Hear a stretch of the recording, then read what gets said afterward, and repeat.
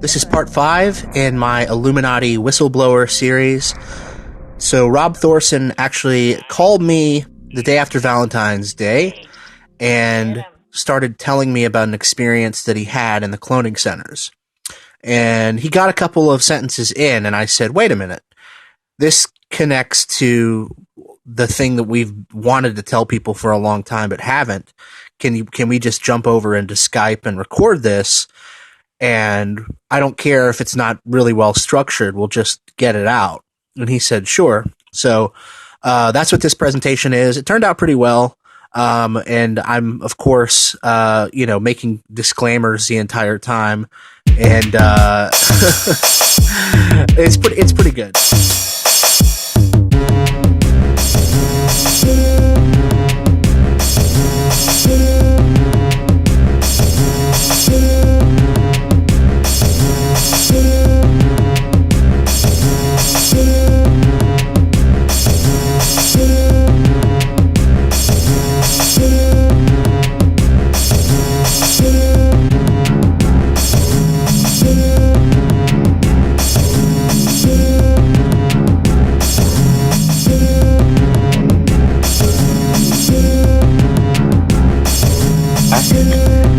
Great information. Well, and I just want to say I think it's actually refreshing for me to, anytime I talk about the cloning centers, it's a kick in the pants that this whole government is, it's an illusion. It's like a game, If you choose to play, you get sucked into it, and you really want these people to be genuine, like we're all rooting for Trump to be genuine, right? But it actually feels really refreshing to dive back into talking about the cloning centers, because it's just a kick in the pants that it's all just this game that's being played on the face of the earth.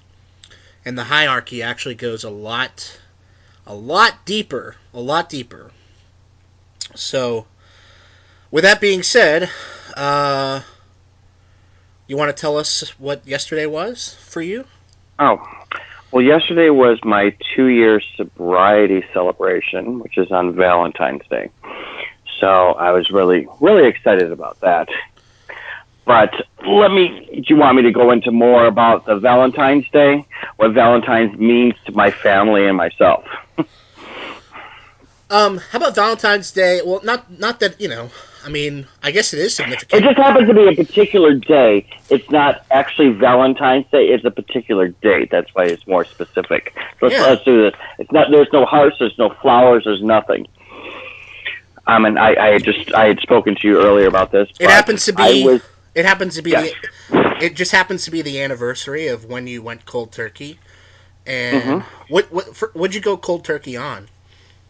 It was crystal meth was the last bit of stuff, but other items were done previously, but this marked the final thing that there's no drugs in my system outside of alcohol. So it kind of was, it was the crystal meth stuff, it was the ecstasy, it was the ketamine, it was all the different drugs and stuff like that, where I went completely cold turkey, where I've pot, nothing. So this is my 2-year sobriety from any drug whatsoever in my system outside of alcohol. Congratulations, man. Honestly, that's awesome. All right, so that was yesterday that you were celebrating the anniversary, and continue. Correct. Okay. The weird thing with my family, which I was told on last night at cloning, was the 14th of February is not just Valentine's Day for my family. It's a very significant date. The first one being I was conceived on Valentine's Day back in wonderful 1972. Mind you, find that my mother was married to her second husband, her current husband, of over 35 years now. She was married on Valentine's Day. Also, that was the date of my divorce being final for my first husband, my only husband, many, many years ago, was on Valentine's Day. And we're celebrating my 2-year sobriety on this date. And it's just really, really weird. I didn't put everything together, and they told me last night at a little celebration, they're like, by the way, these dates are true. And I've never, ever thought about that until now. It's been February 14th for everything. When we talked earlier, I didn't know that this was the first time you were finding this out. Do you think that there's some significance to this date? Maybe, I mean, I don't want to say with the occult or with the Donna Troy stuff, but do you think it just happened to line up that way, or what's your current hope? I think it just happened to line up and think, because as I've told you, I'm in my mid-40s, and I literally had to be led down the trail with the breadcrumbs, and they're like, this happened, then this happened. So I just found out anyone born within my week in November, along with Katie Cassidy, we're all Valentine's babies. So we're like, oh, okay. So I just found that out a couple months ago. I didn't really think about it. And then all of a sudden I put all the dates together of my life, and it seems to land on the same exact day for me and my family. That's awesome. And so, just as a refresher to people who are tuning in, so what you're proposing is that last night you went to bed in your bed, and your consciousness traveled somewhere and woke up in a facility, and there was a celebration in that facility. And, correct. All right. So tell us about this celebration. What's really a celebration? I'm looking forward to seeing Ariana Grande and Little Mix, which is based out of the UK. They won the UK X Factor a couple years ago. So I'm going to see a concert of them next month. So that I'm a big fan of Little Mix, okay? And Little Mix, I've sent a couple screenshots into them. It's four young ladies, Leanne, Perry, Jade, and my favorite, Miss Jessie Nelson, who, as I told her last night, I said, you are the Lisa Scott Lee from Steps of Little Mix. And she just laughed her ass off and she peed her pants. So those individuals, I was told by my team, as I call them, and my main person is Andrea, and I've mentioned her before. They're like, you need to go to bed now. And it was like 9:30. I'm like, why? She goes, just go to bed. I'm like, okay. So I got the push, as you and I have talked about in the past. So I went to bed, and I wake up, and I'm in an airport. Wait. I guess I'm taking a lead from the Joe Rogan podcast, where he stops Alex Jones and he says, you can't just run by that big point that you made. You have a team and you get a push. And we've talked about this. You've got you don't have to say their names unless you want to. You've already said Andrea. Oh, I can, because everything it was names created by me. I'm not going to tell you one of them because I know one of them in real life. I have a team of 3 individuals, if not 4. And the first one, I jokingly, as Rosie O'Donnell used to say, Cutie Patootie. Cutie Patootie is the lead of my team.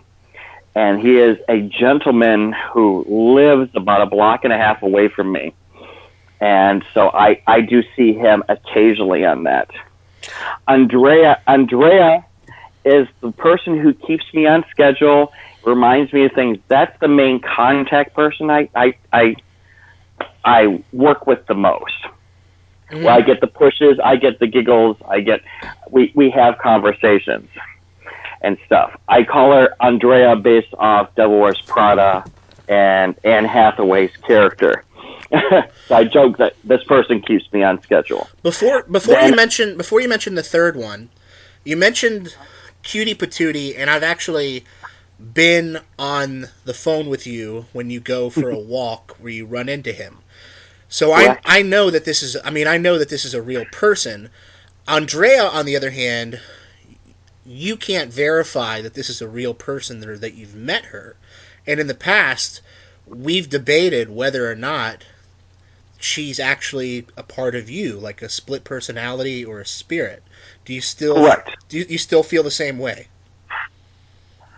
I'm feeling Andrea is actually a man, and that's been recently because. But what would this? If it's a man, Or if it's a woman, this would be like a remote viewer or somebody sitting behind a piece of Correct. technology or something. Very much so. But it's equally as likely that this is a spirit or something like that. Okay. Because Correct. I Okay. didn't want to get too far, and that's probably the most spiritual thing that you and I have really talked about. Now we could argue that the REM cloning process is equally as spiritual, but this is where we kind of have to stop and we have to define terms because it goes between technology and spiritual and Andrea, and then the next name, or not the next name, but the next, you know. The next person is actually the remote viewer, as I call Oracle. Oracle is the one that kind of links us all together. Now, back in the Justice League, before the reboot, 4 or 5 years ago, the Justice League used to have a telepathic link Right. that the Martian Manhunter actually initiated. And that's what Oracle does, where we're actually able to talk, or lack of a better word, we can sense each other more empathic. Don't you think it's pretty likely that this is a spiritual entity or a demon or something, given the fact that you don't really have much personal about Oracle? I mean, the name is as specific. Oh, yeah, Oracle, yeah. And I used Oracle was what Barbara Gordon, after she was paralyzed as Batgirl, she became Oracle. So that's the lack of a better word. I don't know what Oracle is. Andrea is a real person. I feel that based on emotions and stuff like that. Oracle kind of just lingers in the background. So Because Oracle is as specific as a character in the Matrix. You know what I mean? I think when people hear that, they're going to say, "Give me a break, Oracle." But there isn't anything really personal there. And when you say Andrea is a person, well, you know, spirits are persons. They're persons without bodies. So it's unclear to you. This is, you know, and we've never touched on these individuals before because of the uncertainty factor, because of the credibility factor, and because we've needed to push the technology side of it.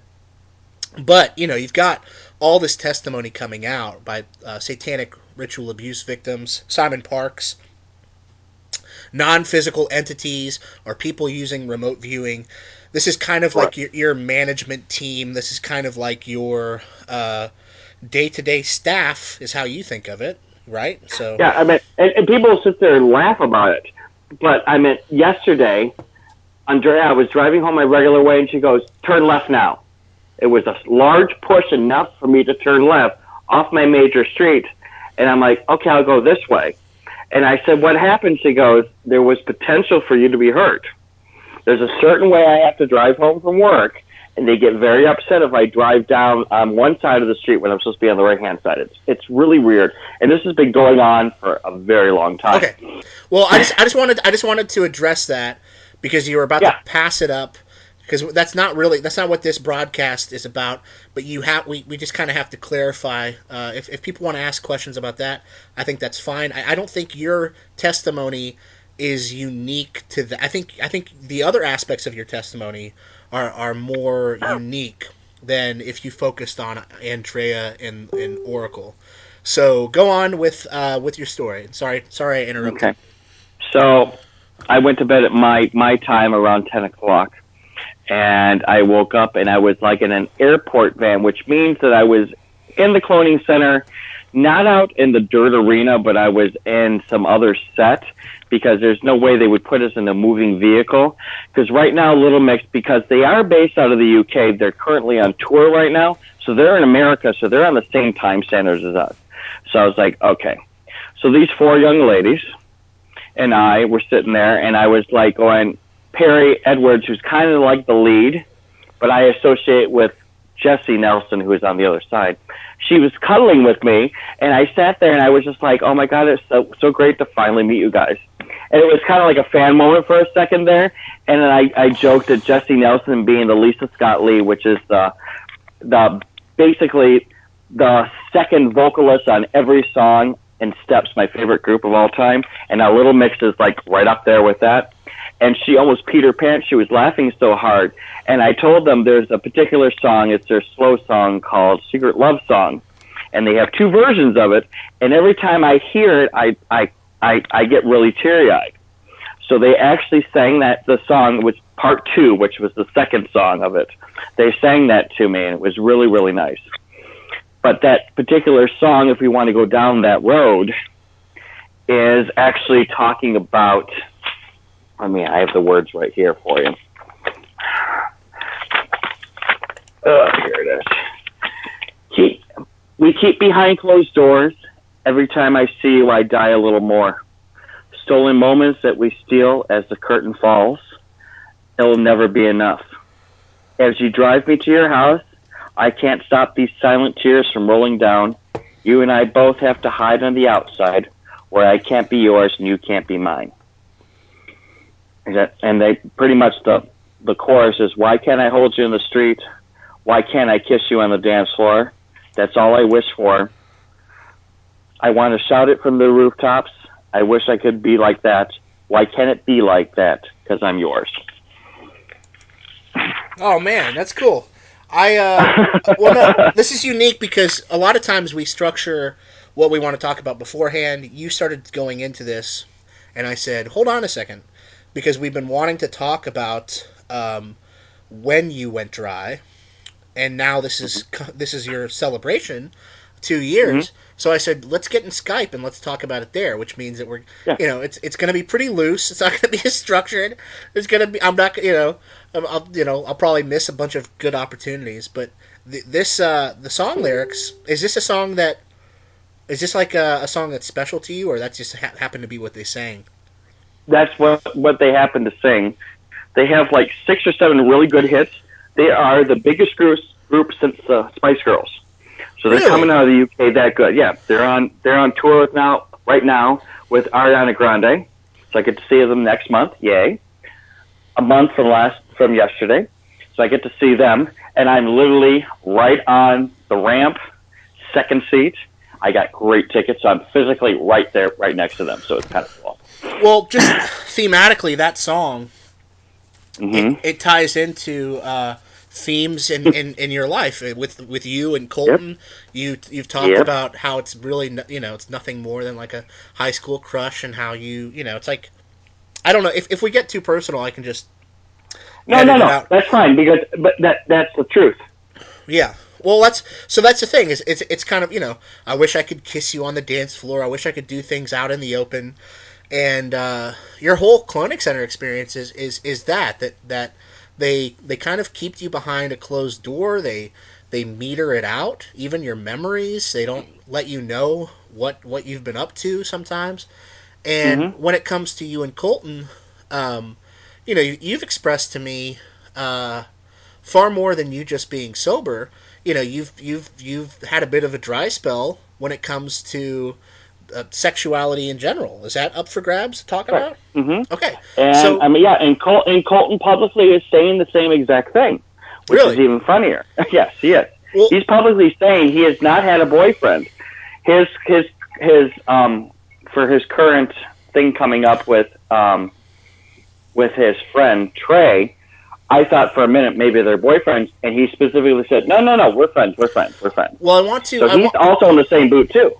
I want to preface that when you and I first started talking, we found a lot of common ground in that, like the type of loneliness that a person has, and the type of, kind of like, as grown men, you still have feelings that a little boy in school or middle school would have, the sense of longing.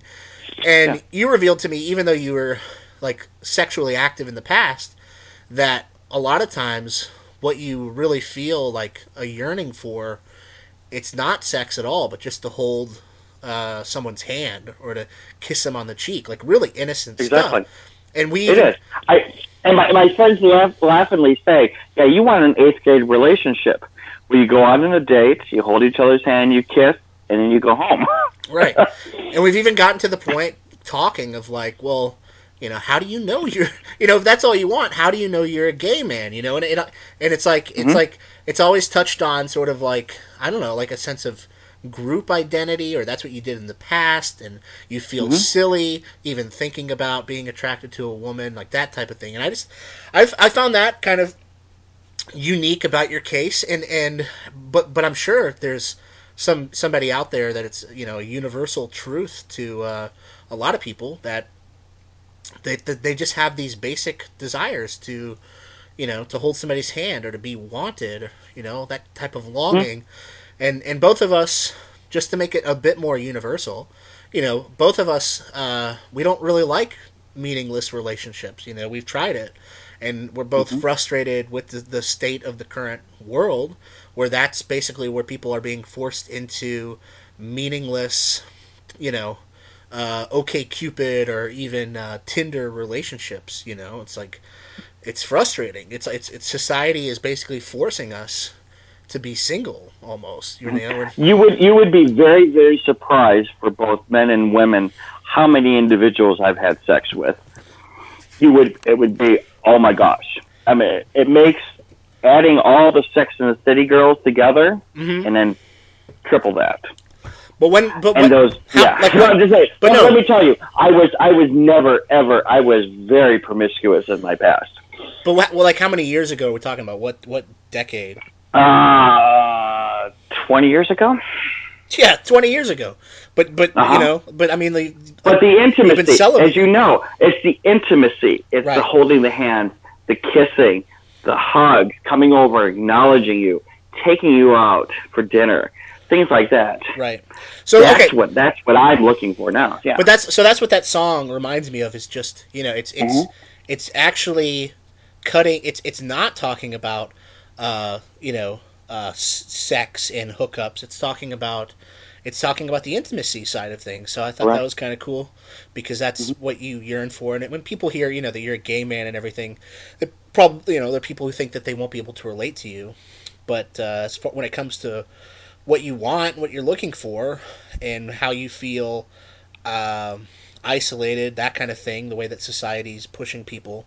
I mean, you are a victim to a technology where people are also slaves to this technology, and they're watching some of your social media interactions, and that's their kind of kick, and it's just society is just hanging off of a precipice when it comes to intimacy. It's so ridiculous how we can't have the simplest things. We've just been pushed away. We've been divided. We've been conquered, or maybe we're close to being conquered. So cool. Okay. Well, I just wanted to kind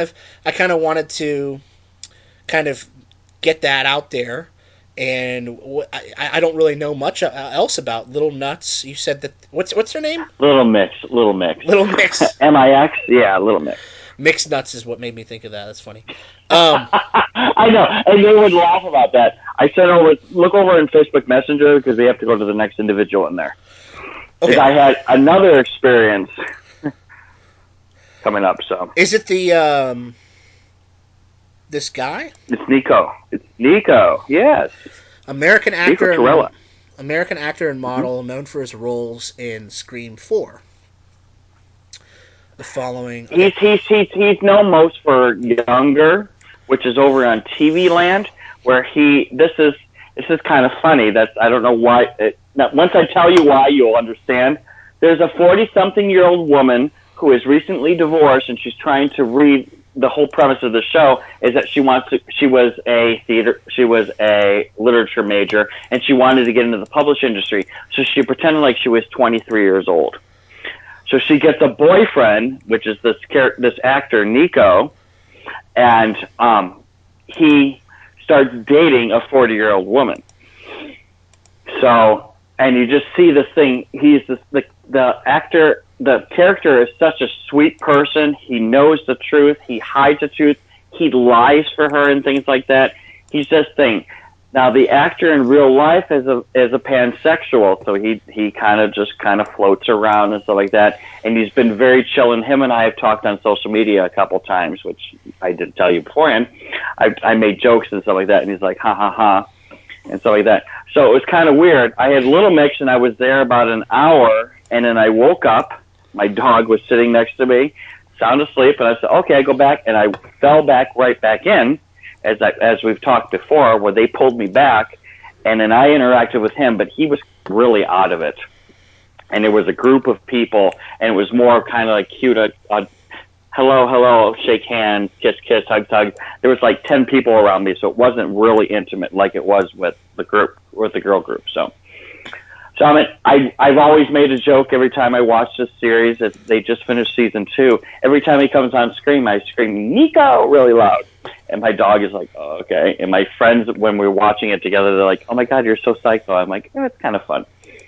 So I mean, they told on my anniversary I didn't get a Colton, Katie, or Emily or anything like that, but I got 2 people who were part of my life for the last year, and it was kind of nice.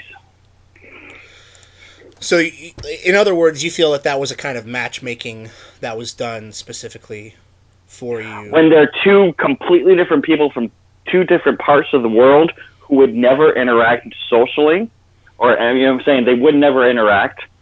It was just really, really weird. And Andrea, at 10 o'clock my time, you need to go to bed now. So it was the first really, hi, we have something planned for you. So it was interesting. I mean, of course, you're a little drugged up, floating around. You're like, you don't know what's going on, but after a while, you're like, oh my god, hi, and they're just as messed up as you are. So, okay, so this is the first time I've ever heard of both of these, Little Mix and Nico Tortorella. Okay, yeah, all right. Tortorella, yeah. Any other significance regarding that you know of before we move on? No, because I outside of making a joke, I'm like, oh. His character, I really enjoyed his character. He's dating a 40-year-old woman and lying for her to keep her job, and now it's kind of unraveling right now. I don't know. I don't know if the character he is would be a very good like boyfriend material type thing for me. Yeah, it would be, because he's like very chill. He's very but that's just the character that he provided. They really didn't give me anything to. He was kind of a surprise. I wasn't expecting that. I'm like, oh, okay. So it was more like a meet and greet, hi, smile, shake your hands, and you take off. It wasn't anything intimate like it was with the girls. So I don't know what that meant, but it was just really interesting. So wait, did he know it was your sober anniversary, or you didn't really? No, he had no clue. He had no clues. The girls knew. The girls knew because I told him, I said, as I told you earlier, when that Secret Love song, I said that I've been crying for the last 2 weeks whenever I hear it, because I'm owning up on their portfolio of music. I'm doing Ariana Grande, getting prepped for the concert, and I've been crying. So they sang part 2 of the song, the second part of it, and they sang it to me, and I was just bawling. and the lead singer is like hugging me and cuddling me as they're singing. I'm like, oh, it's so nice. Okay, so at this point, let's do this. Let's do. I'll play devil's advocate. So, Rob, fair enough. You had this interaction with people that you like in the media. Tell me, sensation-wise, how do you know that this wasn't a dream that you experienced? How do you know that this is the actual consciousness of a person on the other side of the world, the celebrity? Tell me about the sensations of it. I know that you've talked about waking up as a clone in the past. You know, in the particular like feelings the Battlestar, like the Cylons of Battlestar Galactica, the reboot. Yeah. Run. Give us a rundown of just slowly going through like those sensations when you wake up as a clone. So people, because people might wonder themselves, well, I have dreams with celebrities, but it's just a dream. How is what you experienced last night different? Now they kind of hide the Battlestar Galactica Cylon wake up. They hide that portion of it. So you're already waking up. You're moved into a position, either a set or a venue or something like that. And that's when you wake up. But last night was I was with the girls immediately, so I didn't do the wake up. But the wake up is similar to what they do with the Cylons. When the Cylons were killed in Battlestar Galactica, they would resurrect in a pool, like a jelly pool with breathing, and you literally gasp and go like this, and your handler is right above you and looks down at you and says everything's okay. And I've already identified him as Luke as my handler, but I haven't seen him in quite some time. But right now we're just talking about the sensation, and this do you mean that there's a literal pool, Or you're saying the Cylons have a pool, and you have The this. Cylons have a pool. It's the only thing that people can actually look at and understand. It wasn't the pool sensation, but the sensation of waking up and gasping. You don't know where you are, and immediately it's similar like the show Dollhouse, where you have a handler, and the handler's sitting there, everything's okay, and I literally said, Luke, off the top of my head. I'm like, okay, I knew who he was. And then you calm down immediately, and then they move you to another location. You've talked about other sensations. I guess it's just been a while. You've talked about, I think, that your throat gets extremely dry or something. Yeah. Or something like my throat gets extremely dry, and my gums bleed, which is really, really weird. So when I wake up, I have like blood gum, like my teeth are bloody, and I have like blood on the side of my mouth. I have that when I'm there for a very long time. Oh, that sounds terrible. Because you wake up because of the blood, it makes you dry in your real body. But I've had my first official with Katie and Emily a year and a half ago. They had my throat felt like it was full of sand. I could barely talk. So I woke up not last night, but about a week ago. I woke up with a bloody mouth, and my teeth are not the best, of course. But they aren't that bad. I brush my teeth 3 times a day. So when you wake up with the blood, it's like, oh, my goodness. And Donald Marshall has talked about this before. I hate to bring him up. But he's talked about your physical body literally gets ailments, what happens in cloning. And that's one of the things is the bloody mouth. Oh, so that's why you get dry. I was wondering earlier you said you get dry in your real body. Yeah, if you have dry blood in your mouth and it goes down your throat, it's not a liquid. You got the platelets, you've got the white blood cells, and it literally dries whatever tissue it does. So it feels like you have sand. And I literally now, thank goodness my dog is old enough now so he doesn't pee the bed. But I would have to get up and go and get a drink, or I'd have to go into the bathroom and brush my teeth sometimes in the past. So, I mean, it's a horrible feeling. It's almost to the point that you feel like you're choking, but you're not, because air's able to get down there, but it's so dry. I mean, it just feels like sand is just being poured down your throat. But most of the time, your consciousness snaps into the body after that process. Correct. They spare you from it. So they've only showed it a few times. During the set, when the set reveal and stuff like that, that's when they showed me that. They literally just put me into either the situation or the venue that I'm at now at this point.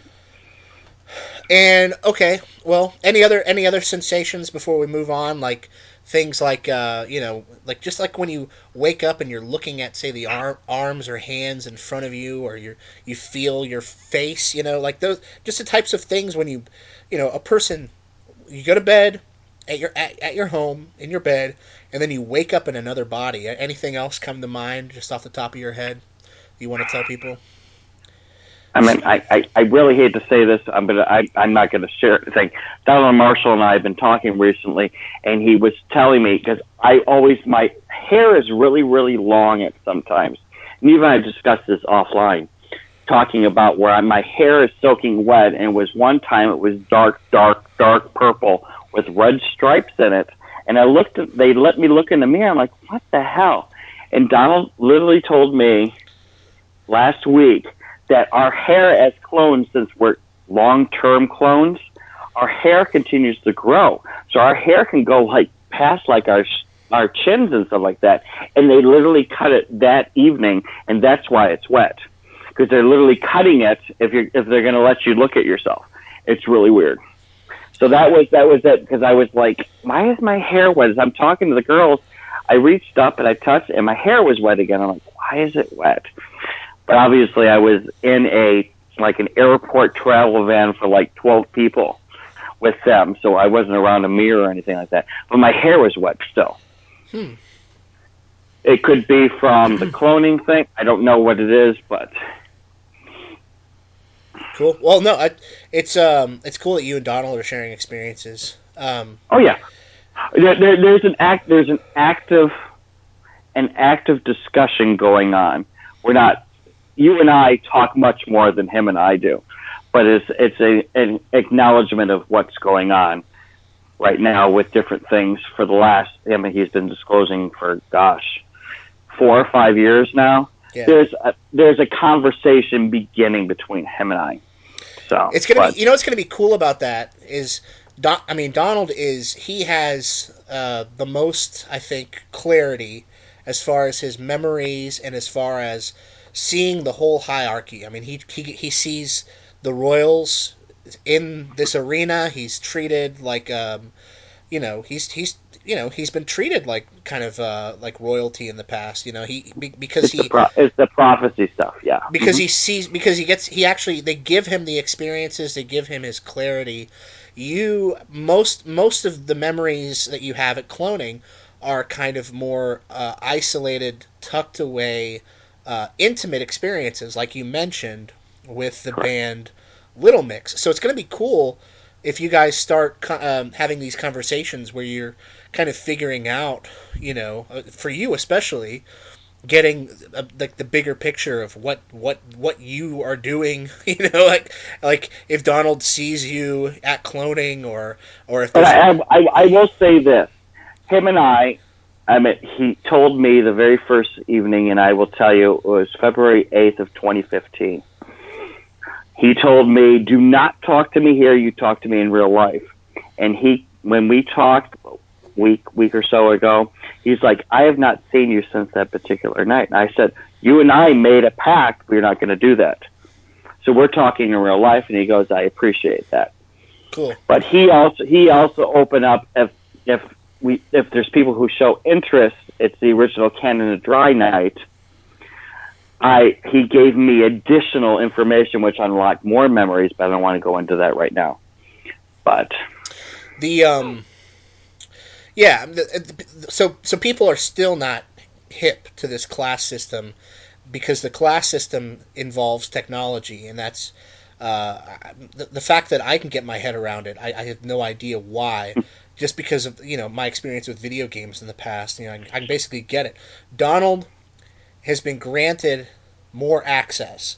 He's been granted not only the ability to see all these activities, but he's given his memories, he's given a sense of clarity. He knows when he's been drugged up, because the baseline of his experiences is, it's like a baseline. It's regular, it's frequent. Yours are more spotty. You've told me in the past, this is just going based on my own memory, but if Donald and Spencer had this clarity of mind, you were kind of envious of that and sort of resented that, because why don't you get to leave the cloning center with your memories? Why don't you get to know, if you've met this person or that person? And you used to tell me that if they did give you access to those types of things, they know that you would, you could, like, theoretically, you could talk about the technology, you could talk about the analysts, and that would be dangerous for them. That was one of your theories for why you're not given so many details, like what shape of plug, the machine is plugged in like this, and it's like, I think only more recently. Hi, Jax. I know. By the way, everyone, that's my dog barking. Stop. So if you ever hear me say stop, that's him. So welcome. Yeah, that's my pup son. While we were talking on the phone, over the course of a year, they started letting you see behind the scenes, but still not behind the scenes in this gladiator dirt arena. It's like, almost like, possibly you were at like a false flag or something. It's almost like they let you in on like their casting process for the cloning center, or for the I don't want to use that term because people are going to take me wrong, but you have been in situations. But that's literally what it was. There was one evening that I was literally where they had the actors. I don't want to call them false flag actors because this is cloning. It's not a false flag. The reality is, where they had this, and everyone was giving me a bitchy ass look one time. But I've been in a holding area for celebrities who have been sitting at large banquet tables that seat 6 people at a time, literally being, okay, they've been activated, they sit you down, and then they move you to where they need to be. Those are the people who are not as lucid walking around. You mentioned let's not make this a list of names, but Kim Kardashian. Yeah. Kim Kardashian, right? That's one of those experiences. Yep, Kim Kardashian. She Lisa Rinna. She was Eileen Davison from Real Housewives. Bethany Frankel, who I've met in real life. You're giving me a list of names, but yeah, okay. I know. I know. It's those are the significant ones. Kim Kardashian and I, we don't get along. So what you're saying though, because we got to hold on to the right aspect here, is that you're sitting in like a holding area. If anybody's ever been an extra in a movie, these celebrities and you are sitting like at the table where like the like a banquet table. It's a round table with 6 people there. Yeah. But the assistant director in a movie, would come over to the extras and say, "All right, guys, in 15 minutes we're going to come over here. Don't wander off. Stay right here because we're going to need you to walk through the background." You've been in that type of experience, but in another body, multiple times in the last year. Yeah. And you don't, not that you necessarily know what it was for. It was like an MK Ultra scenario for somebody else, or the types of interactions we've already talked about.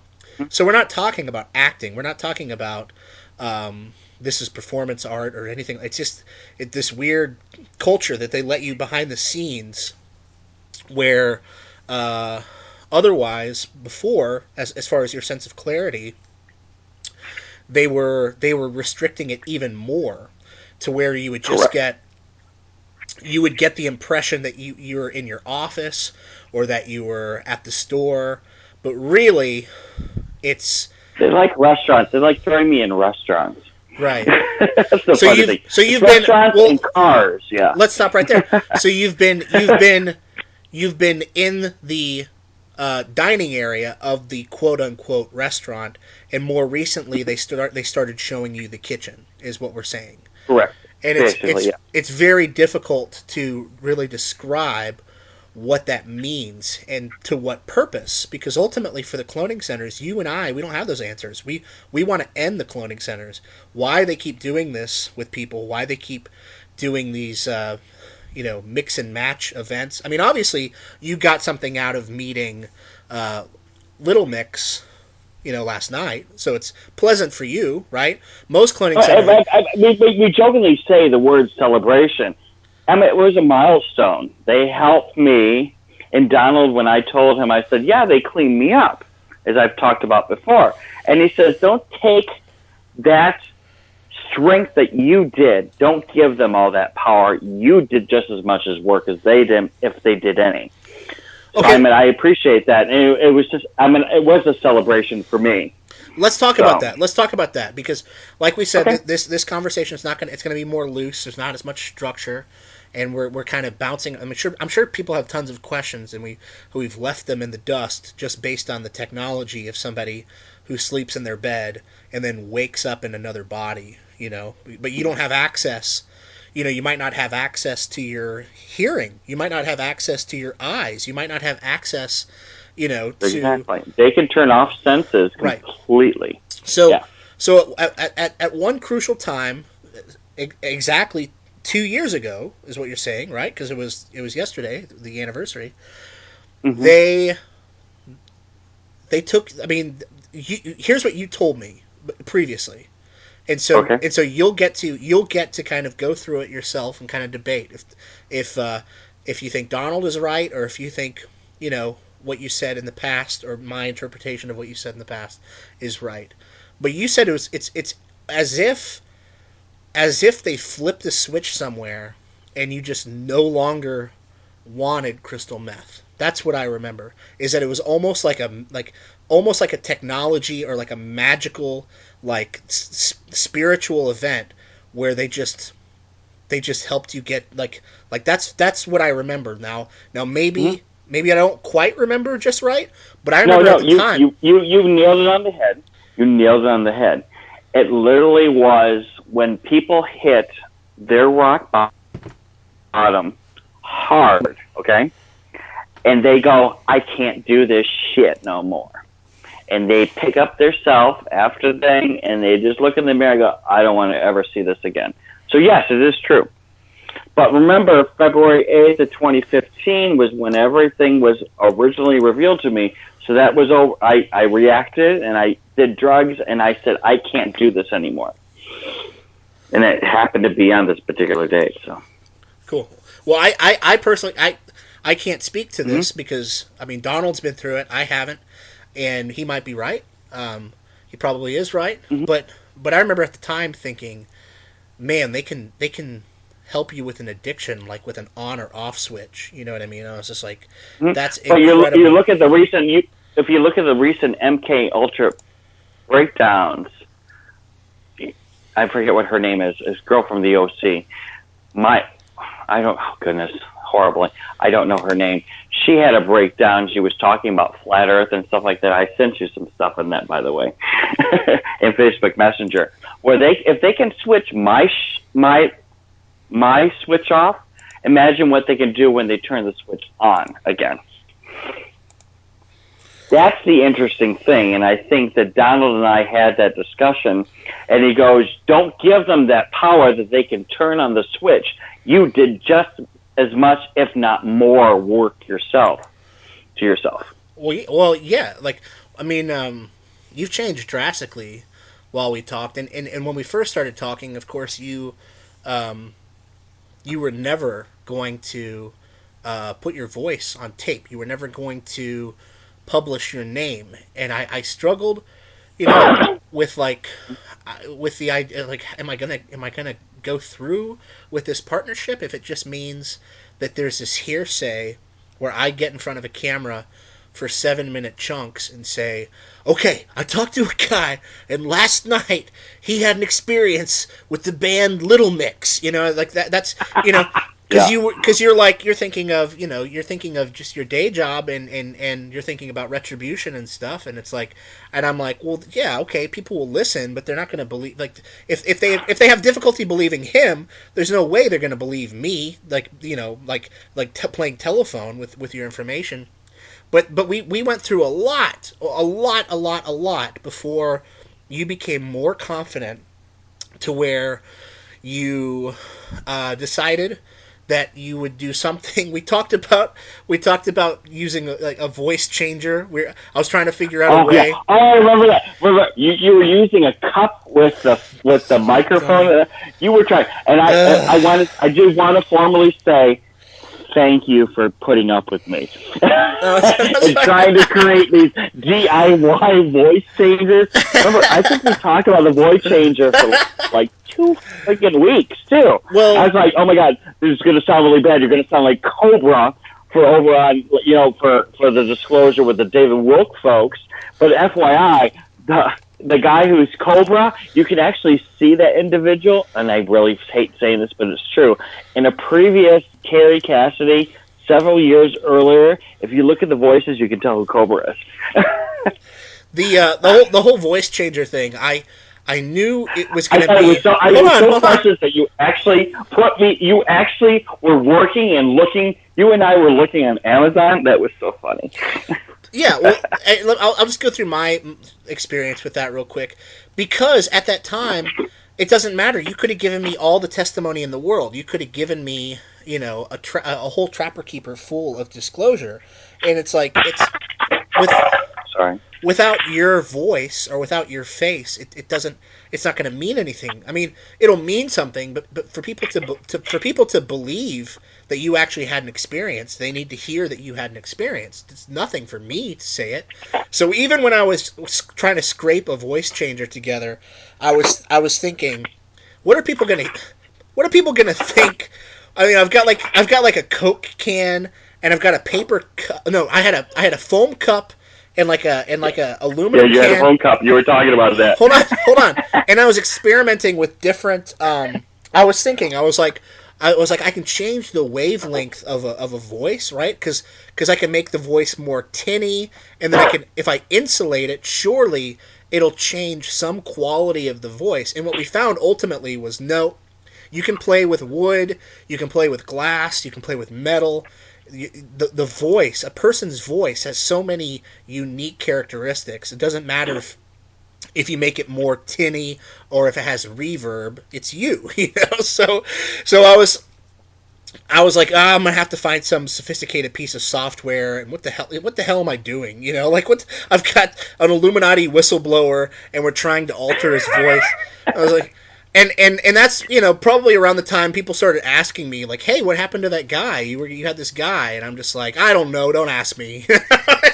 I know. I did not make it. I did not make it good that first year. No, I apologize for everyone. no. It's groundbreaking. I mean, every testimony that comes forward is groundbreaking because there's, you know, 100 other people like you that should be doing this or that could be doing this or that they have these experiences and they haven't got their head quite around what it is. So with every piece of disclosure, with every new testimony, somebody is putting the puzzle pieces together, and that's worth more than gold. That's worth more than diamond jewelry, in my opinion. You know, it's like that's really priceless, and that's I think one of the biggest reasons why we try to keep a check on name dropping and stuff like that and make it relevant to for a while, yeah. For the no, there's always a relationship. We can always educate people on a premise when there's, you know, a celebrity involved or something.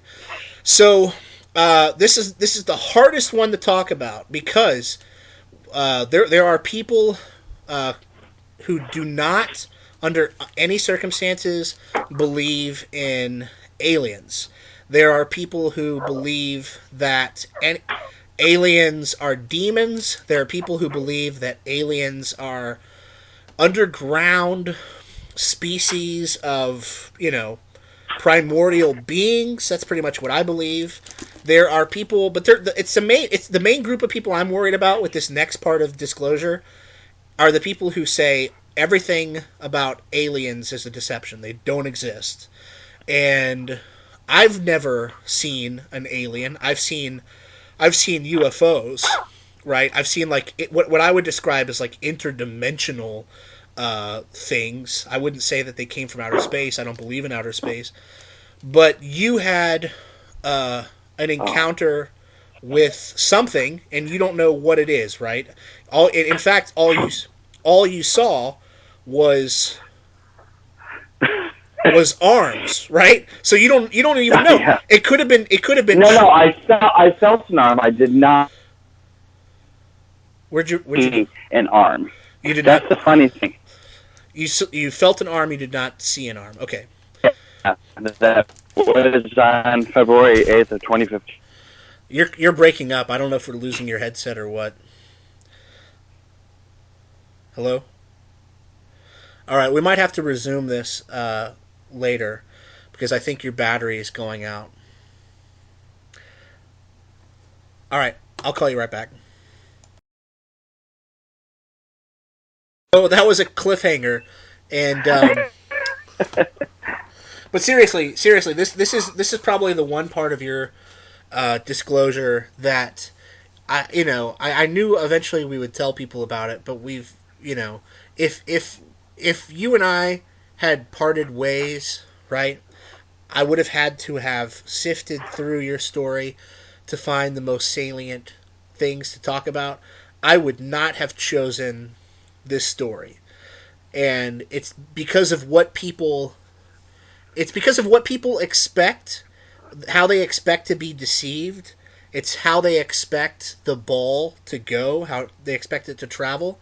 And because of one of the names that you're going to mention, I just did not want to put you side by side with this person. And we're talking about aliens, and there are a lot of people who are skeptical about aliens. There's the quote unquote alien deception. So let's just get it out of the way once and for all. What the hell is Canada Dry mean to you, Rob? Canada Dry, there's an alien involved somehow. What the hell did you experience? Okay.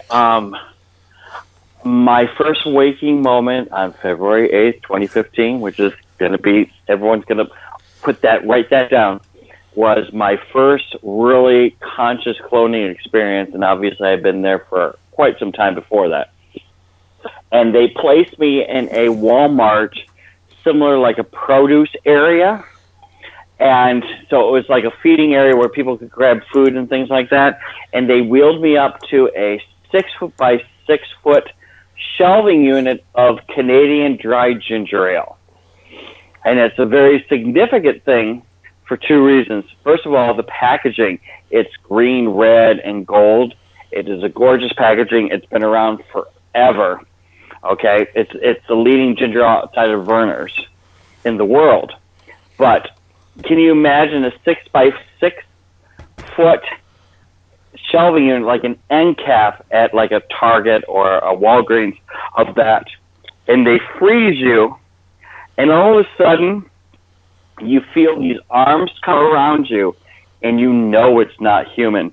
And the first instinct is like, ooh, or, So that was my first alien thing, and I heard people laughing.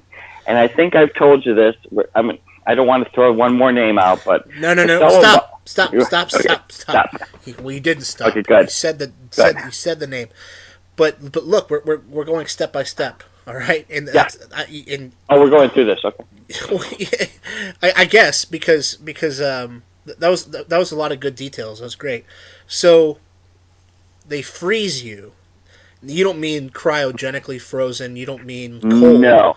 Where your body's not able to move around at all. I am locked where my body is, where I'm not able to do it. It's almost like a suspension where you're not able to move at all, but you're able to move your eyes around. You can hear everything. You can see everything, and you can taste everything. So all the senses were on there, but I physically couldn't physically move. Are you paralyzed? Would you? Yes. In a way, but I think paralyzed, you'd have problems breathing and stuff like that. It literally was my body was locked in the position that they put me in. What about this? Mm-hmm. Was it? I think paralyzed brings the sensation of fear or panic or anxiety. What about? Okay, so they stopped you in place. What kind of sensations did you feel? I was able to see people walking back and forth in my peripheral vision. But I wasn't scared. I don't know why they literally put Canadian Dry, an entire thing. I mean, it's crazy. How many people outside of people who live in like Detroit or, I'm saying like Minnesota that actually borders on Canada would actually know about Canadian Dry ginger ale, and there would be a significant place for people to do this. Well, you understand that the first time I heard this, and while someone's hearing this right now, it just sounds like you were placed on a dolly and somebody set that dolly up at the end of a grocery store aisle and you're making a big deal out of it. What are you talking? Is this like a monument of Canada Dry? You said 6 feet by 6 feet of what? This is like 12 packs, like cans that you're looking at? They were 12 packs cans. I mean, they come in 12 packs in the U.S., I'm assuming. In Canada, I'm not sure what they come in, but it was like literally, it was all Canadian Dry, the entire artwork and of everything, the can sitting there, and it was just like overwhelming. There, I could only move my eyes back and forth. I could see people walking peripherally on both sides, but I was focused on this ginger ale, this whole wall of ginger ale. But you understand? Okay, so it was a whole wall, is what you're saying. It's like floor to ceiling of. It's not like I'm at 6 feet. It's good. I'm only like 5'8", so it's significantly above. So moving your eyes up, I literally was hitting like the top of it was. Yeah. Okay, so it's not like when you go to the grocery store and it's a shelf full of a product. It's like when they have a display of a product. Like there's a place called Food City in my town, and sometimes, like during big football games, they will, at like near the front door, they will stack it like 6 feet high, and at that point, it does become kind of domineering, and you're like, like, that's a lot of Coke. So you had an experience like that with ginger ale. And I know that brand. I'm familiar with Canadian Dry, and we've speculated since that was had a subconscious message that was a trigger. dry. I mean, this we're talking about yesterday was your 2-year anniversary of being dry. So Mm-hmm. what's the significance of Canadian? Are you a Canadian? Yes, I am. I am half Canadian. I am first generation. I'm first generation American, but my mother, my grandmother, and my great grandmother, and so forth, were born in Canada. So. And I remember that was one of the first little trivia pieces that you told me about multi-generationals. Is I was more curious about people having dual citizenship with Israel, but you said because of the British monarchy that a lot of multi-generationals will be dual citizenship with Canada. Correct. Mm-hmm. And you're not.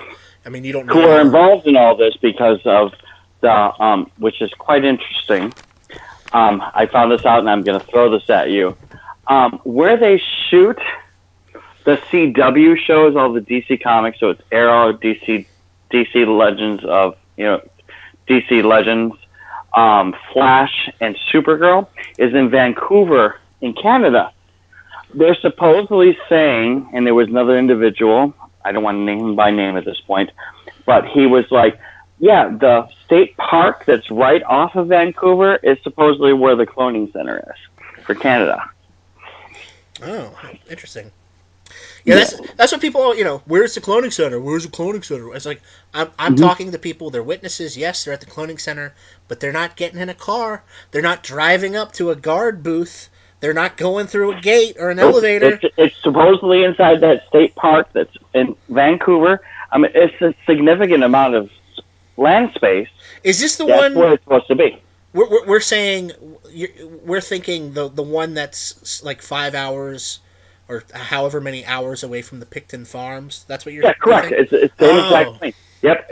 But they've relocalized where it is next to Vancouver. It's the state park next to Vancouver. Okay. Well, that's nothing definitive. We're speculating. No. I think. That is gossip. Right. So it's like a retrigger. We have confirmed saying it's 5 hours from the farm.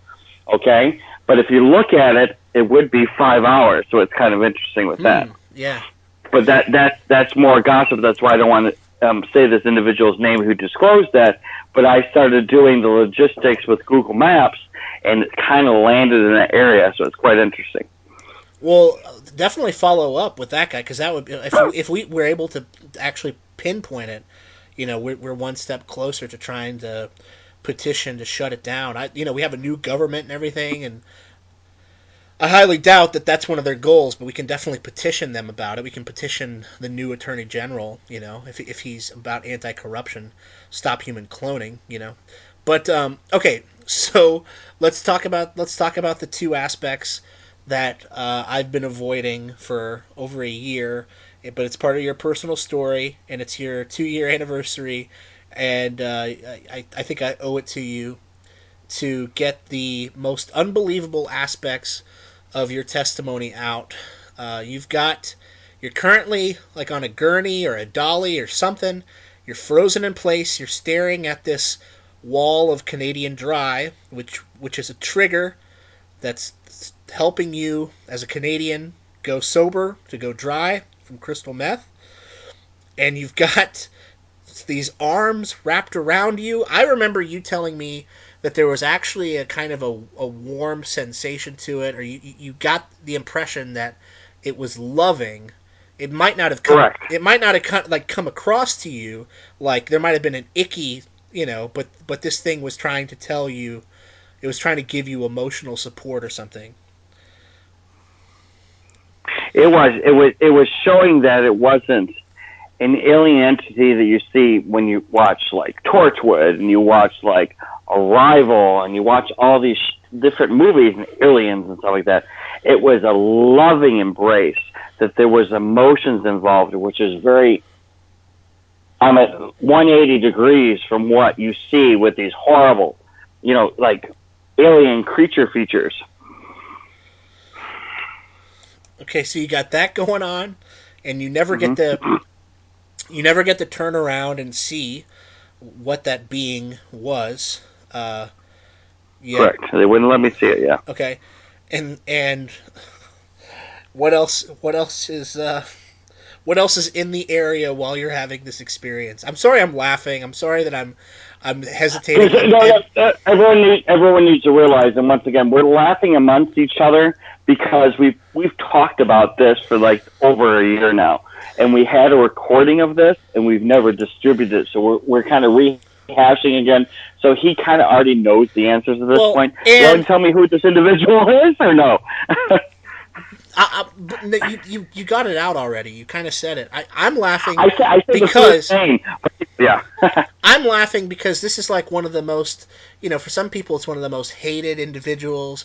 This person's husband is supposedly the Antichrist, etc. So if I went around saying, "Hey, I've got this Illuminati whistleblower, and he knows blank," you know what I mean? It's like it doesn't instantly discredit you or anything, but it paints this image. It puts you in a totally different category, in a totally different circle, So I've had the opportunity to introduce you, and I've never introduced you as, here's my friend Rob, and he knows Michelle Obama. And what you're saying is, you know Michelle Obama because she was overseeing some of your programming. And correct. It was during the Canadian Dry thing. They let me start when I was staring at the thing after the alien. I was able to turn my head to the right, and the unique thing, which we're laughing about, which you'll understand now that I'm telling you, she kept walking back and forth within like a 6 feet area. She kept walking back and forth to try for me. She didn't realize that I had total vision of what she was doing. You know how it was like, oh, she saw her pass by. Well, she was walking back and forth for like 10 minutes in a 6-foot radius outside of my head, and I was able to see the whole thing. I'm like, what is she doing? Okay, she's coming back. Oh, she's coming back, and after a while, oh, really? You're still doing that? So that was the interesting, that's why we're laughing at this point, where she just kept walking back and forth on a 6-foot radius outside of my head, and I was watching her the entire time, like, okay, that's it. It became comical at that point. I have no speculation. I have no idea why she was. Either do I. It was just so weird. 6 feet walking back and forth for like 10 minutes. That's why I'm laughing about it. It's because I saw her. It was because she kept doing the same pattern back and forth, which to this day I still don't know why. Okay, so here's the question. Let's objectively, fairly, let's say, so 2 years go by, and at the very beginning, when you were given access to some of your memories in the cloning center, in particular this weird entity that wrapped its arms around you, and Michelle Obama. So do you think Michelle Obama did she have an investment in your disclosure, in this disclosure or other forms of disclosure? Is she invested? Is she angry? Is she accepting? Does she want us talking about it? I don't think you know the answer to this, but I'm asking you. I don't know the answer, but it's for her to walk down and they literally are telling her. It isn't somebody walking around on the peripheral that, oh shit, I shouldn't be here. They had her walking back and forth for 10 minutes. There's a significant thing with that, and you could talk about all the gossip about her. Oh, yuck. You could talk about whatever her life is and stuff like that. I don't care about that. I'm just more comical that she, for 10 minutes, was told to walk back and forth, and I literally just sat there and watched it. Here's something interesting. We did an interview that we never aired because I wasn't satisfied with it, and what we aired was 10 times better anyways. But do you remember that I kind of breezed by and I mentioned Michelle Obama, and it made you nervous because she's so high up in the hierarchy? Is there any sense of Obama and Michelle leaving the White House that puts you more at ease, talking about them? I think that what their public persona and who they were individually was much different. for you showing. I mean, I don't want to get political and all stuff like that, and I don't want to talk about my political views. No, I'm talking about your not safety. I'm talking about reciprocal action. I'm talking about if because I was like judging, in this other interview, I said, I talked about one of the rumors about Michelle, and you were sensitive at that time. Do you think you're less sensitive now about that rumor? I think I'm less sensitive now because they're private citizens at this point. They're not leader and first lady of the free world. No, not at all. Because, Joan Rivers, supposedly died for the rumor that Michelle is a man, etc. And I think in the other interview I breezed through that because I'm not tied to these people. I'm not worried about it. But the fact that you were sensitive about it, I remember it. It gave more credibility to the fact that you actually you could be in danger for talking about one of these rumors. So I think I just noticed, while we were talking about it, I had my own trepidation to mention Michelle because there are a fair number of Christians who just won't listen to me, that Obama is just a fall guy. I seriously doubt that he's the Antichrist. He's just another one of these puppets. And they're hedging their bets. They're forever hedging their bets that Obama is the Antichrist. They just won't hear. They won't hear it any other way. So, bridging those two worlds, introducing you to those Christians, I'm like, man, you're gonna talk about Michelle. She's there, and I'm like, you have no idea what implication that has for some of these people who think that, she's married to the Antichrist. That's where I was coming from, and it for me, it is a relief that there's a new president in the White House, because it changes the gravity of it. People don't feel like they're captive. They don't feel like they're a prisoner in Michelle's, America. So it's easier, I think, for us to talk about Michelle Obama and you having an experience together. But at the time, you were more sensitive about it. very much so, very much you so. You told me over the phone. It was wrong. It's like, okay, and it literally was within like 6 months of this occurring. So of course, I was sensitive at that point. Remember, I was going by the pseudonym Drew because I didn't feel comfortable. Yeah. You said you realize you just said the whole Michelle's a man thing, and I don't want to be the next Joan Rivers or anything. And I said, oh man, okay, I'll have to edit that out. And that's one of the reasons why, and that's also kind of while our we were kind of parting ways as far as like, we had different habits that we were both getting fed up about. Like I'm, really terrible at getting back to you, and at the time you were getting tempted more and more with these, like this offer that they were giving you or something like that, and so when we did the interview, it was sort of like, man, I'm gonna have to edit this thing, and like the tone is all wrong, and I don't even know, you know what I mean? And I'm glad we sat on it, I'm glad that we put out what we put out, but just looking at the contrast of it, and looking at how I was treating Michelle so flippantly, and how it actually had these implications for you, talking about somebody so high up in the hierarchy at the time. Now the pressure's off, and we can talk about it.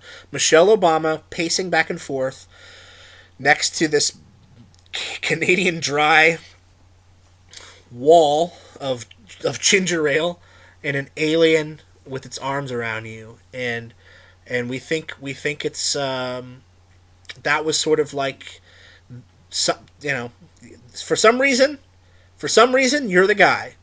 You're one of the guys. You've been chosen, or maybe you chose yourself. Like what I think personally is what we talked about earlier. How you got so fed up with frivolous sex. You got fed up with the drug scene. You got fed up with all this worldly stuff, and I just don't think I don't think they have as much dirt on you as they do on other people. I think as far as the worldly bondage that people have, you were just kind of like a leaf, that was just about to fly off the tree. That's how I feel about it. Is it's like, I mean, you have like a reputation and everything for being like a party animal or something. You're But when I was striving to become sober and eventually becoming sober, we've said this in previous interviews, that I have that I have disclosed to everyone close to me, this is what happened. This what happened 20 years ago, 10 years ago. This is the drug addiction. This is what happened. This was my challenges. So, I mean, they really don't have anything over me because everyone that are part of my life, I'm just coughing right now. Sorry. You can always... We're good. Okay, all right. I'm here. Sorry. Stop. Okay. Anyway, and start from here. Everyone in my life knew of all my failures. I'm sorry. Of my deplorable things. They knew you cut out for a second. They knew about your what? They knew about my failures. They learned about my addiction and what happened with that. I disclosed everything. And as we've told in my previous, in the previous interview number 4, that I came out to my family once again at a funeral, and they're aware of everything that happened as well. So what kind of leverage do they have over concerning that? Yeah. And another aspect that I see people... wow. You're having quite a time over there. If you want, we're pretty close to wrapping this thing up. The I'm back. I'm sorry. You're fine. The mistake that I just started coughing all of a sudden. Yeah, you're sorry.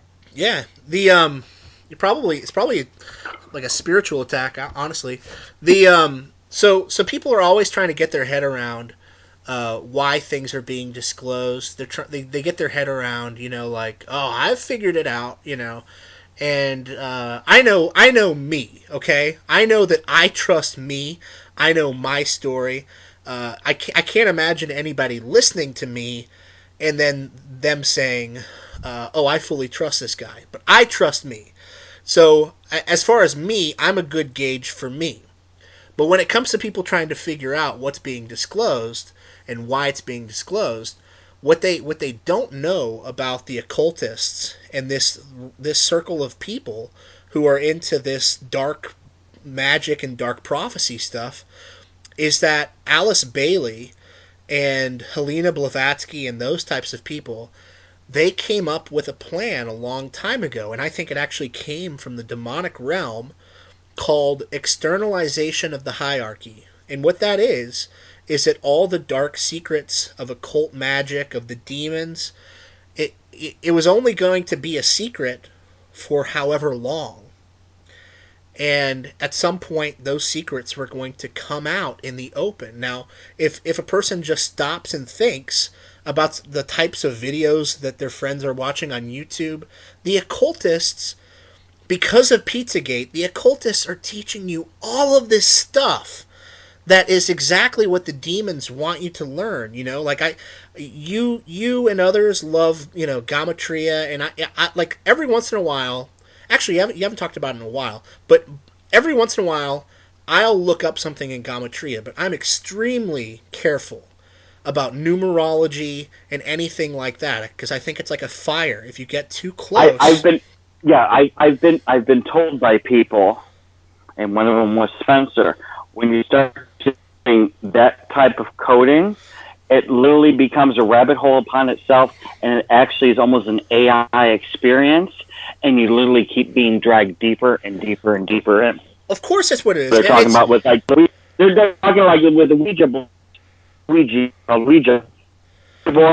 Rob, they drag you down and do that. Yeah. Your audio quality is getting really bad. I don't know if it's your battery or something. I'm just giving you a heads up. Nope, but yeah, if I suspect that Alex Jones is obsessed with Gamatria, or Gematria or whatever, I'll go look things up to kind of check that out.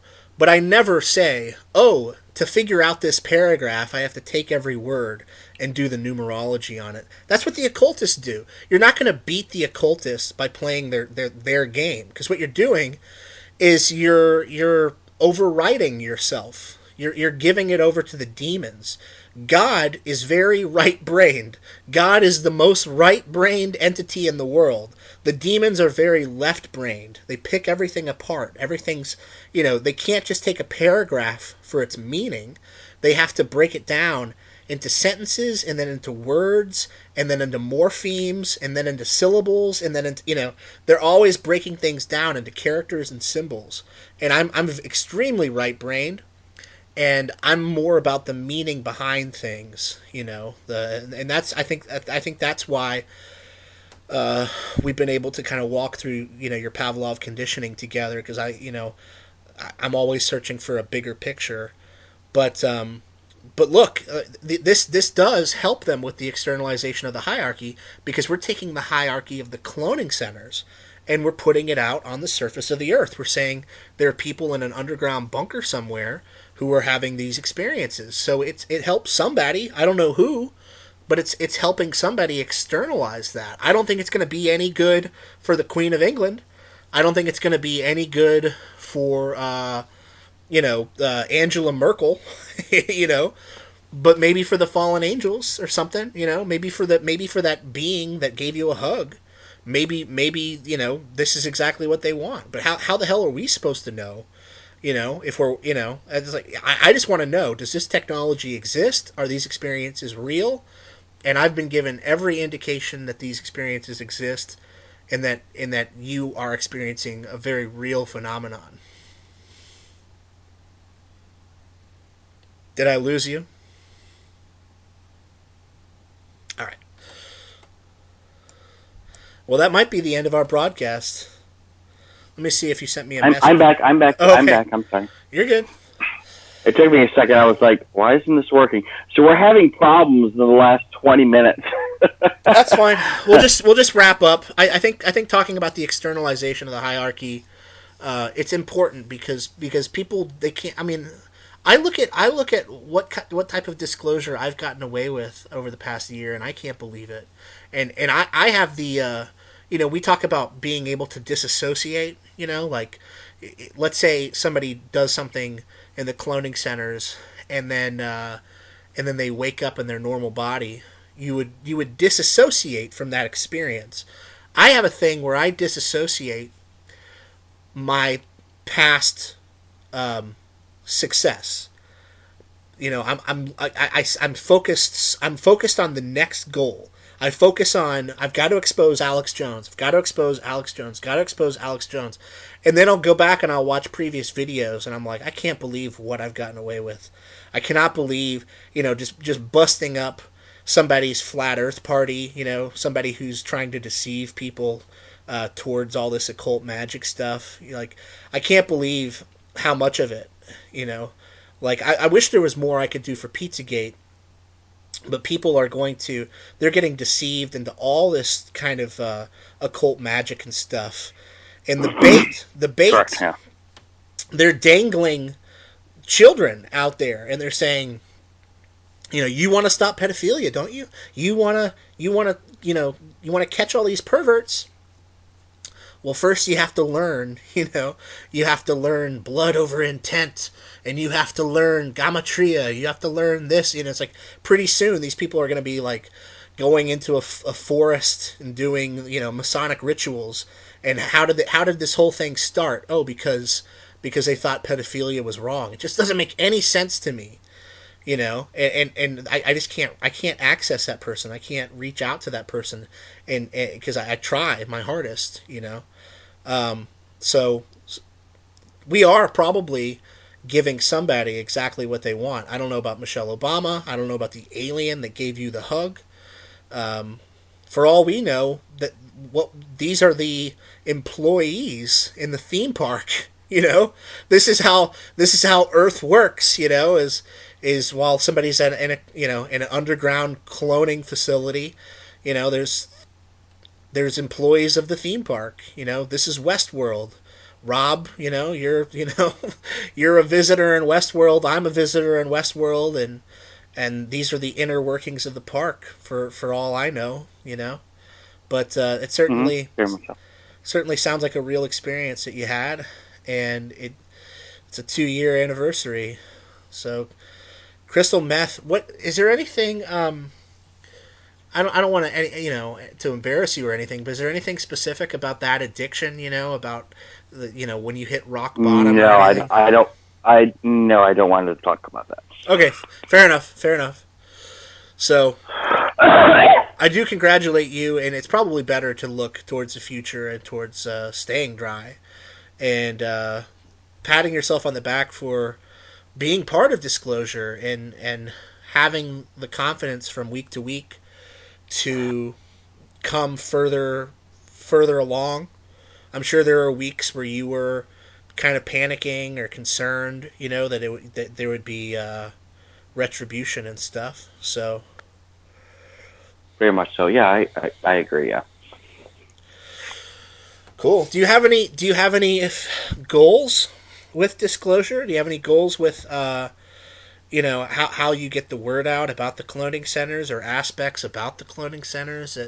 I've been the one basically structuring what we talk about and these new relationships that come along. I know that we were both pleasantly surprised when Lucian started giving testimony.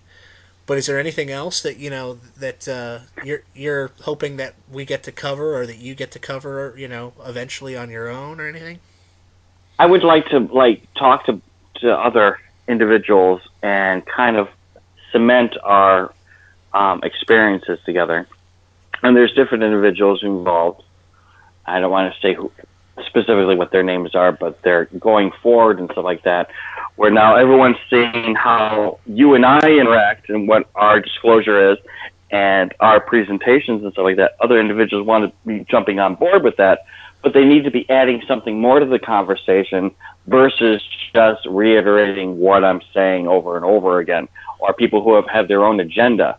We're trying to move forward with that.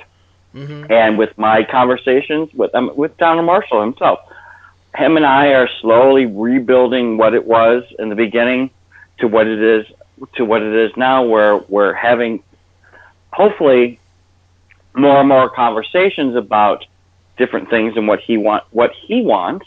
But that's also, once again, we start going on the prophecy road and stuff like that. But I want to be disclosing more about the technical aspects, as you've been talking about, where no one is talking about that. And unfortunately, I'm kind of under the gun waiting for them to disclose those things to me. So I'm at the last year, as I've told you, I've documented the entire year of 2016 of all my experiences, and I'm compiling that right now.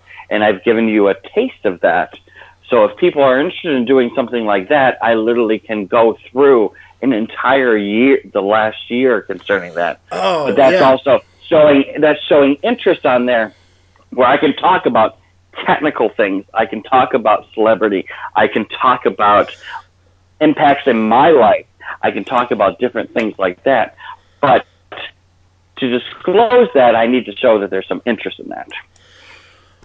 And it just occurred to me that I have some recent emails where somebody was asking technical questions. But the reason why we started this broadcast is you had recent news that you were telling me, and I said let's jump over onto Skype. Our strength has been the fact that we've basically used these relationships as our structure, starting with your relationship with Colton and Katie Cassidy, which I'm sure we'll figure out what's going on new with Colton and all that sometime soon.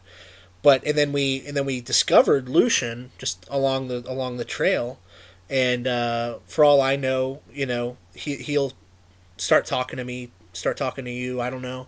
There's really no telling where this will go. It's happened for me, from my point of view. It's all happened organically, and it's exciting when there's movement. But I will say that it would be great if you could get some more technical details out.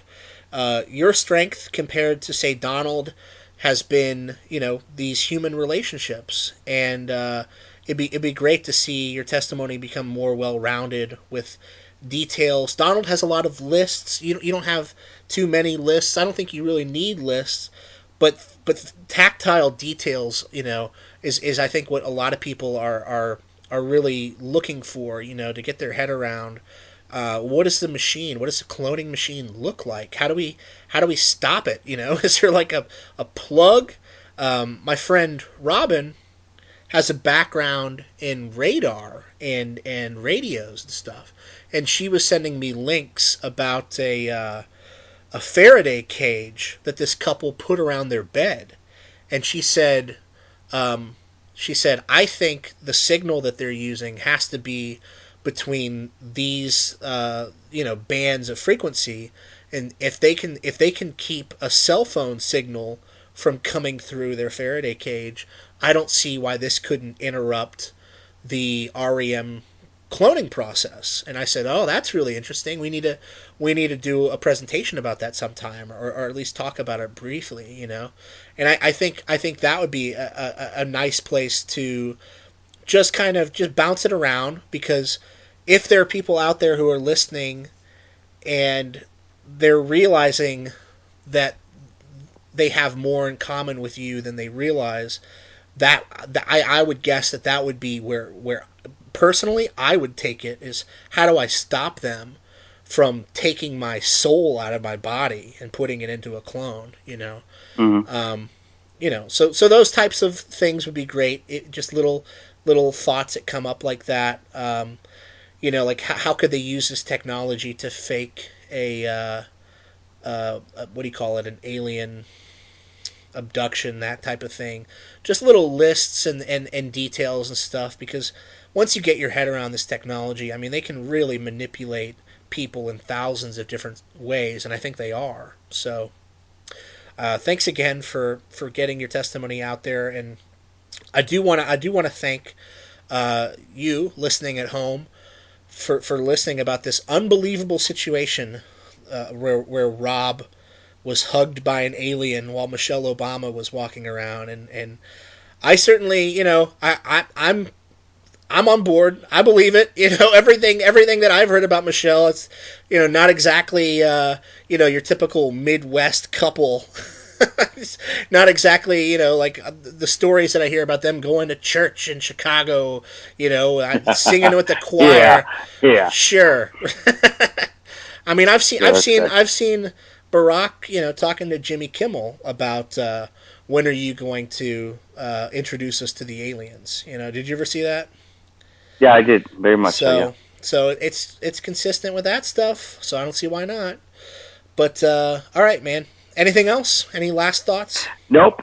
Does everyone know this was impromptu? It's not structured. That's just our normal conversation.